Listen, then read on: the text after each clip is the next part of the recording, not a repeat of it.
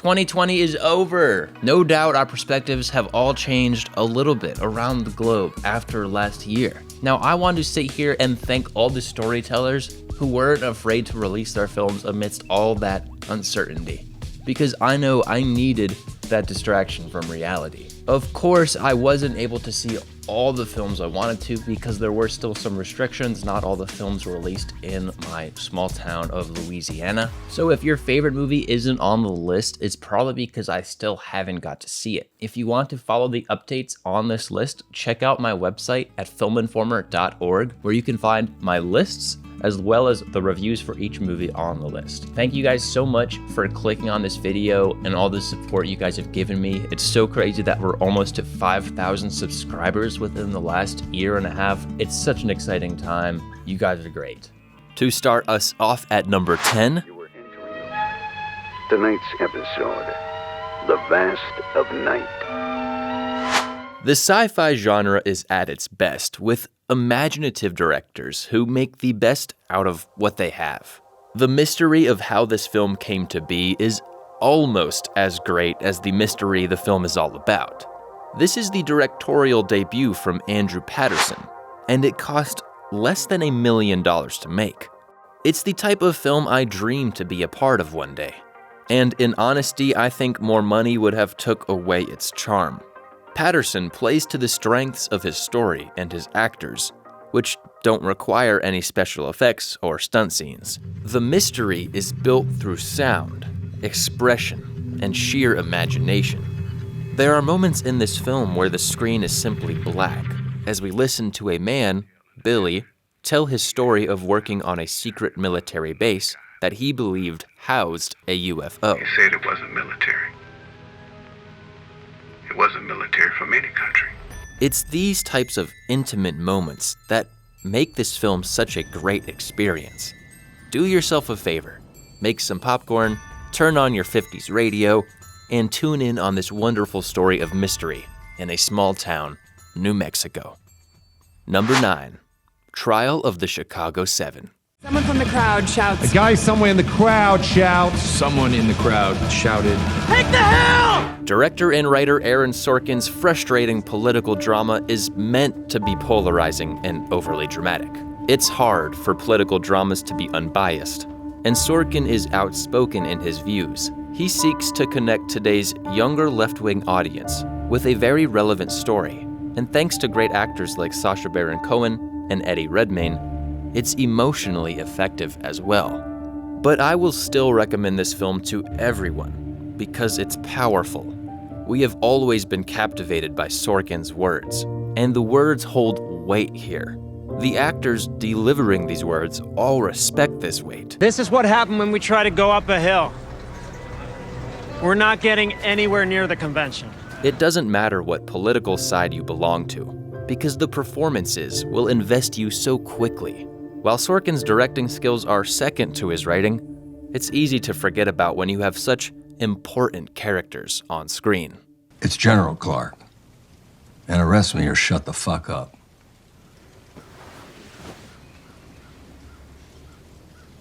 Coming in at number 8, Promising Young Woman.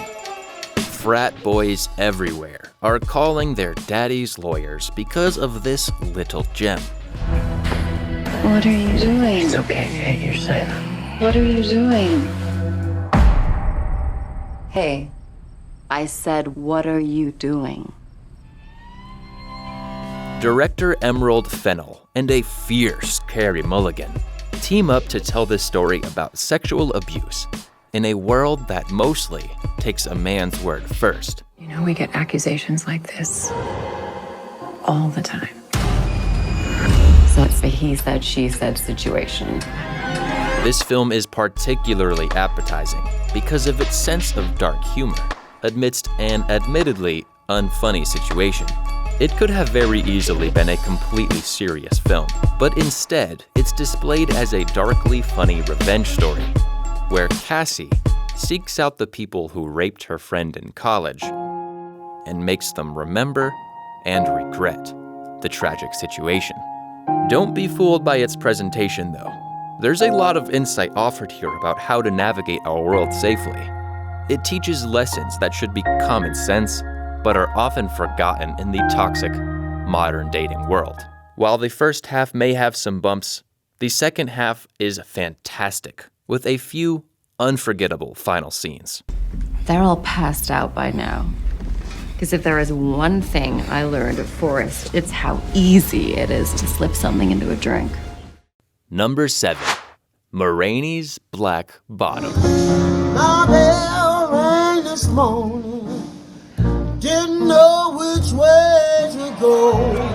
Ma Rainey's Black Bottom is full of characters, yet none surpassing Ma Rainey's level of authenticity, played by a masterful Viola Davis.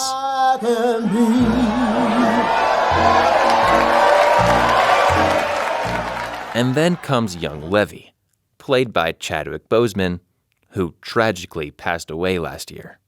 Levy has dreams to be the next Ma Rainey, the next star, holding a microphone in one hand and holding the white man down with the other. I rooted for him throughout the film. Ma Rainey is living the life Levy dreams of, but it's not the reality he pictures as we see through her perspective. While she's not the main character, she sure does steal all the spotlight, just as her counterpart demands she does.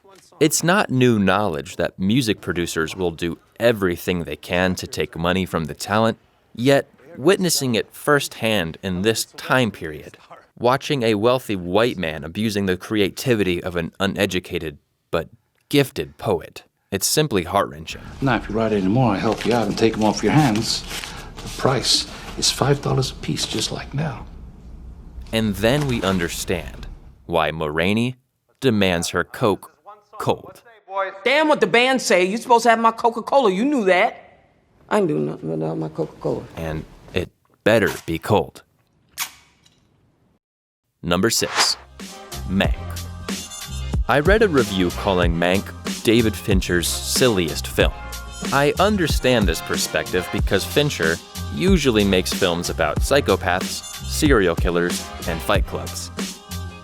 Yet, he's crafted a film mostly about people living their lives. But to call this film silly is a bit misleading. If anything, this may be Fincher's most ambitious work, a self-reflective film about the corruption of Hollywood and the greedy people who ran the damn thing in the 1930s, using the creation of one of Hollywood's most prized jewels, Citizen Kane, as a vehicle to discuss the politics of movie making and the ignorance of Americans leading up to World War II. Rat Bolshevik belongs right up there with Hitler on the list of people not to be taken serious. There's a world of difference between communism and socialism. The best scene in this film is a discussion about concentration camps between L.B. Mayer, William Hearst, and Herman Mankiewicz. History buffs are now geeking out. Mayer dismisses the idea of these camps and says that Hitler should not be taken seriously. The scene then shifts focus. But these small moments are where Mank shines as a film. If you want to understand America in the 1930s, look no further than here. You may want to watch Citizen Kane first, but that's the best type of homework. The performances will no doubt be recognized at the Oscars this year, with Gary Oldman leading the pack. He sure looks great in a fat suit. No, wait a minute. Real quick, guys, I want to bring up my sponsor, Atlas VPN. They are a great VPN company that provides an essential service for anyone using the internet every day, which is probably most of us. If you've ever come across a geo-logged streaming service like, let's say, Studio Ghibli films on Netflix, which can be accessed in the US, Atlas VPN would actually allow you to access these films, giving you the chance to watch a broad range of films from all around the globe online. Please check it out, guys. It's a great service. I've been using it myself. Thank you so much for listening. Ranking number 5, Spike Lee's Da 5 Bloods. We plead innocent to all charges, claims, accusations, allegations, and associations connected to the Klansmen in the Oval Office. So help me God. Da 5 Bloods is about 4 Vietnam vets journeying back to Nam in their old age to recover the body of a fellow soldier. At first, what seems like an ensemble comedy about 4 old dudes, one who's rich, one in love, one a goofball, and the other a Trump supporter, slowly transitions into a film about shed blood, both past and present. Bless the Holy God. Lee's script has a lot to say about the context of black U.S. soldiers in Vietnam, a vital perspective, which before was unspoken in film. The cinematography is also gorgeous, and the score memorable as well. Both just as good, if not better, than Spike Lee's previous work, BlacKkKlansman. Delroy Lindo and Jonathan Mayers both give impressive performances, though Lindo is admittedly on another level and is my favorite male performance of 2020. Thanks to the accessibility of Netflix, there is no reason you can't catch this important film. God spoke to woke me. I said, God, why you waking my black ass up?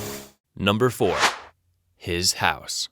To say His House is the best haunted house horror film of the last 10 years would be undermining its brilliance. Someone I trust told me to watch this film and explained it as the best horror film of 2020, and I think they were seriously underselling it as well. Writer and director Remy Weeks uses the horror genre as a means to tell a very important story, much like Ari Aster did back in 2018 with the masterpiece Hereditary. Except this story is about refugees from Sudan and the trauma they bring to Britain. As they try to ease into a new civilization, married couple Rial and Bull's relationship is tested by a dark spirit. It spoke to me.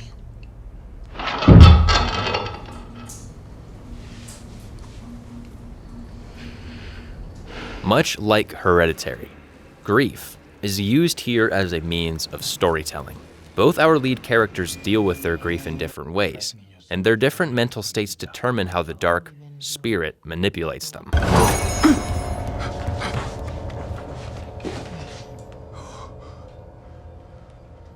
It's a terrifying premise, and it's executed brilliantly. It's one that tested the will and strength of my fiancé as we watched together. While it didn't scare me as much as Hereditary did, it's only because I was too busy admiring the craftsmanship of this movie. I must also point out that Sophie de Rousseau as Ball is a revelation.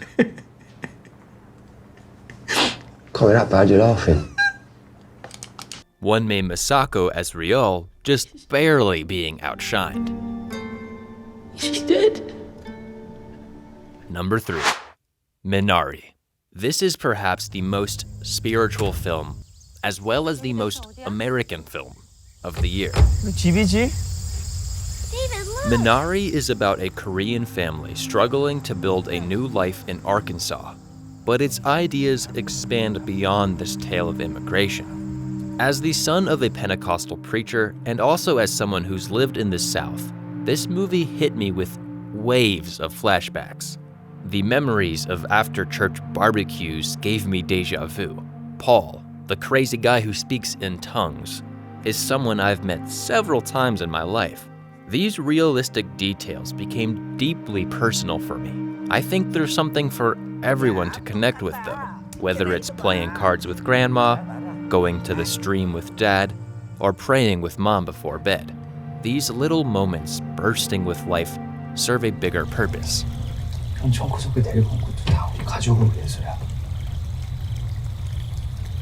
This film is about American life seen through foreign eyes. It's often eye-opening and always powerful, thanks to its dedicated cast who elevate their characters past mere performances and into something living and breathing. In a year that felt so inhumane, this film is a joyous, tear-jerking opportunity to see humans fight back at the often swaying powers of our world. 미나리가 얼마나 좋은 건데. 미나리는 이렇게 잡초처럼 아무 데서나 막 자라니까 누구든지 다 뽑아 먹을 수 있어.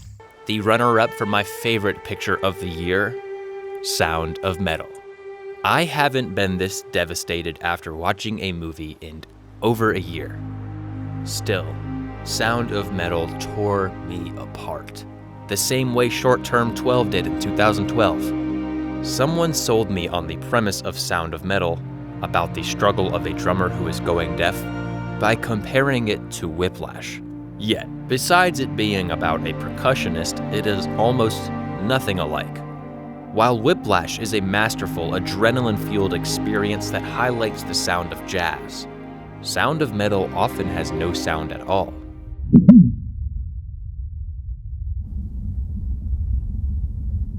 Instead, it focuses all of its energy on relaying to its audience what it's like to be deaf. This movie is emotionally magnificent. I felt so much during its run. Even now, weeks after I watched it, and I'm still thinking about Ruben, Lou, and Joe. Their different perspectives and what they bring to this story about addiction, loss, and moving on. Going deaf has always terrified me. As someone who lives for movies and video games, the idea of missing half that experience, the level that sound amplifies life in general, is something I cherish. And I cherish it so much more after experiencing this film. Director Darius Marder isn't new to filmmaking, but he's someone we should be paying attention to. I'll double that for lead actor Riz Ahmed, who carries this performance like a burden. You can see how much this character means to him as an actor, and I really hope people pay attention to this film. Seriously. Honorable mentions. I feel like I was seeing them as they were, seeing them as they will be, seeing them after they're gone. I'm thinking of it. You can stay here.